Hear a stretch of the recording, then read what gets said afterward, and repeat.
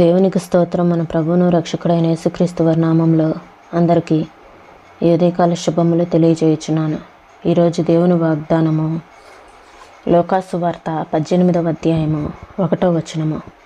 వారు విసుకక నిత్యము ప్రార్థన చేయుచుండవలెను. మన జీవితంలో ఏదైనా ప్రార్థనకి అడిగితే జవాబు రాలేదని, లేదంటే దేవుడు ఆలకించట్లేదని కొన్నిసార్లు ప్రార్థన చేయటం మానేస్తాము. అయితే ఇక్కడ దేవుని వాక్యం ఏమని సెలవిస్తుందంటే, వారు విసుకక నిత్యము ప్రార్థన చేయుచుండాలి. మనము మన జీవితంలో, ఆధ్యాత్మిక జీవితంలో నిత్యము ప్రార్థన చేయాలి అనేది దేవుడు సెలవిస్తున్న మాట. ఒక రోజున తామర్లేన్ అనే ఒకరు ఒక చీమని గమనిస్తూ కూర్చున్నారు. శత్రువులు తరుముతూ ఉంటే ఒక గదిలోకి వెళ్ళి ఆ చీమను గమనిస్తూ ఉంటే, ఆ చీమ ఏం చేస్తూ ఉందంటే, చీమలు ఎప్పుడైనా చిన్న చిన్న బరువులు ఎత్తుకోవటం చూసాము. చీమ ఏదన్నా పంచదారని చిన్నది తీసుకొని వెళ్ళటం కానీ, ఇంకా అలా చిన్న చిన్న ఏమన్నా తీసుకొని వెళ్ళటం చూసాము. కానీ ఈ చీమ ఒక్కసారి ఒక పెద్ద గోధుమ గింజను పట్టుకొని ఉందంట. ఆ గోధుమ గింజను పట్టుకొని ఒక గోడ ఎక్కటానికి చాలా ప్రయత్నం చేస్తూ ఉందంట. ఆ చీమ అలా ఆ గోడ ఎక్కటానికి ఎన్నిసార్లు ప్రయత్నం చేస్తుందో చూద్దామని అతను చూస్తూ ఉంటే, అది 69 సార్లు ఆ గోడ ఎక్కటానికి ప్రయత్నం చేస్తూ ఉంది. ఈ 69 సార్లు ఆ గోడ ఎక్కుతూ ఉంటూ పడిపోయింది. చివరికి 70వసారి ఆ చీమ విజయం సాధించింది. మనం కూడా మన ఆధ్యాత్మిక జీవితాలలో మన గమ్యాన్ని చేరే వరకు మనము ఏదైనా ఒక విషయాన్ని దేవుని దగ్గర అడుగుతూ ఉన్నప్పుడు మనము పొందుకోవటానికి మనం విసుగు చెందకుండా మన ప్రయత్నాలు కొనసాగించాలి అనే పాఠాన్ని మనం ఇక్కడ నేర్చుకోవాలి.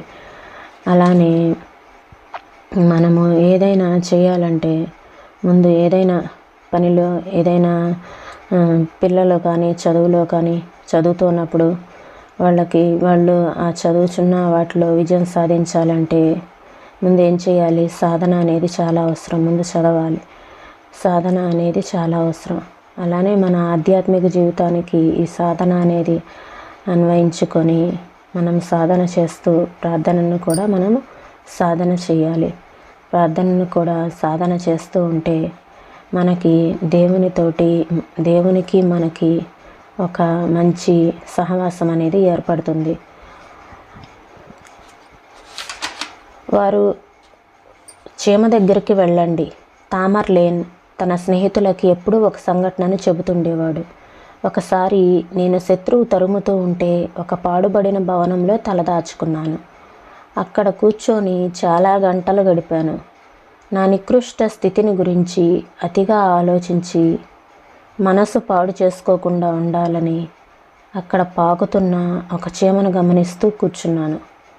మనకి ఏదైనా ఒక ఆలోచన వస్తే మనం దాని గురించి అతిగా ఆలోచించకూడదు. మనం ఎక్కువగా ఆలోచిస్తూ ఉంటాము, కానీ మన మనస్సును ఎప్పుడూ ఒకదాని మీద ఆలోచించకుండా ఉండాలి అనేది దేవుని యొక్క ఆలోచన.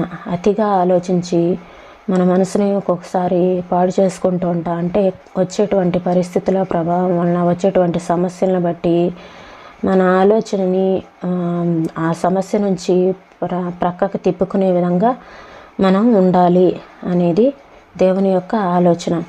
అయితే ఇక్కడ అతను గదిలో బంధించబడినప్పుడు, ఒక శత్రువులు తరుముతున్నప్పుడు ఆ గదిలోనికి వెళ్ళినప్పుడు ఆలోచనలను పాడు చేసుకోకుండా ఈ చీమను గమనిస్తూ కూర్చున్నానని చెప్తున్నారు. అది తనకంటే పెద్దదిగా ఉన్న ఒక గోధుమ గింజను మోసుకుంటూ ఒక గోడ ఎక్కుతుంది. గమ్యం చేరటానికి అది ఎన్నిసార్లు ప్రయత్నం చేసిందో లెక్కబెట్టాను. ఆ గింజ 69 సార్లు పడిపోయింది. అయినా చీమ తన ప్రయత్నాన్ని మానలేదు. 70వసారి ఆ గింజతో సహా గోడని ఎక్కగలిగింది ఆ చీమ. ఆ క్షణంలో ఆ దృశ్యం నాకు ధైర్యాన్ని ఇచ్చింది. ఆ పాఠాన్ని నేనెప్పుడూ మర్చిపోను. గతంలో ప్రార్థనలకి జవాబు రాలేదన్న కారణం చేత సోమరితనంగా, యథాలాపనగా చేసే ప్రార్థన విశ్వాస సహితమైన ప్రార్థన కాదు. ప్రార్థనలకి జవాబు ఇంతవరకు రాలేదేమిటంటే ఆ జవాబు అతి సమీపంగా ఉందన్నమాట. ఇలా అనుకొని చేసేదే నిజమైన ప్రార్థన. మొదటి నుండి చివరి వరకు మనం యేసు ప్రభు ఉదాహరణలను పాఠాలుగా తీసుకోవాలి. దీర్ఘశాంతంతో చెయ్యని ప్రార్థన, నివేదనను పట్టువదలకుండా మరీ మరీ వినిపించని ప్రార్థన, చేసిన కొద్దీ బలంగా చేస్తూ వెళ్ళని ప్రార్థన ఫలితాలను సంపాదించే ప్రార్థన కాదని యేసు ప్రభువు చూపిన ఆదర్శం మనకి ప్రబోధిస్తున్నది. సంగీత విద్వాంసులు రూబెన్ స్టీవ్ ఒకసారి అన్నారు, సంగీత సాధనను నేను ఒకరోజు నిర్లక్ష్యం చేస్తే ఆ లోపం నాకు తెలిసిపోతుంది. 2 రోజులు నిర్లక్ష్యం చేస్తే నా స్నేహితులకు తెలిసిపోతుంది. 3 రోజులు నిర్లక్ష్యం చేస్తే నా కచేరీకి హాజరైన వారందరికీ తెలిసిపోతుంది. ఇది పాత సిద్ధాంతమే. సాధన మనిషికి నైపుణ్యాన్ని సంపాదించి పెడుతుంది. మనం నమ్మకంలోనూ ప్రార్థనలోనూ దేవుని చిత్తాన్ని నెరవేర్చటంలోనూ ఎడతెగక ఉండాలి. ఏ కళలోనైనా ఒక కళాకారుడు సాధన మానేశాడనుకోండి, ఏమవుతుంది మనకు తెలుసు. అదే సూత్రాన్ని, ఇదే సామాన్య జ్ఞానాన్ని మన ఆధ్యాత్మిక జీవితంలో అనుదినం అవలంబిస్తే మనము సర్వశ్రేష్టతను సంతరించుకోగలం. డేవిడ్ లివింగ్స్టన్ ఆశయం ఇది. నా గమ్యాన్ని చేరేదాకా, అనుకున్న దాన్ని సాధించేదాకా ఆగిపోకూడదన్నది నా దృఢ నిర్ణయం. తడబాటు లేని విజయంతో, దేవునిపై విశ్వాసంతో ఆయన ఎన్నో విజయాలు సాధించారు. ఈ మాటలను ప్రభువు మన వినికిల్లో దీవించునుగాక. ప్రార్థన చేసుకుందామండి. స్తోత్రం తండ్రి, పరిశుద్ధుడా, ప్రేమ కలిగిన దేవా, అయ్యా నా తండ్రి, విసుకక నిత్యము ప్రార్థన చేయుచుండవాలని మీరు సెలవిస్తూ ఉన్నారు ప్రభా. ఏదైనా విషయంలో మేము అడిగి నా తండ్రి నాయన పొందుకోలేక ఇది మా వలన కాదులే అని విడిచిపెట్టామేమో. అయితే ఇక్కడ మాకు ఒక విషయం తెలియపరుస్తూ ఉన్నారు నా తండ్రి. సాధన అనేది మేము నిత్యము సాధన చేయాలి. అలానే ప్రార్థన కూడా మేము సాధన చేయగలగటానికి మాకు సహాయం చేయండి. అలానే నా తండ్రి, నీ చిత్తాన్ని నెరవేర్చే విషయంలో మేము ఎక్కడా నా తండ్రి నాయన ప్రభా వెనక్కి తిరిగి చూసేవారిగా ఉండకుండా నా తండ్రి సాధన చేసేవారిగా మమ్మల్ని ఉంచండి ప్రభా. సహాయం చేయండి. ప్రార్థనలో ఎడతెగక ఉండేవారిగా మమ్మల్ని ఉంచమని వేడుకొంచున్నాం తండ్రి. స్తోత్రంలో ప్రభా సహాయం చేయండి నాయన.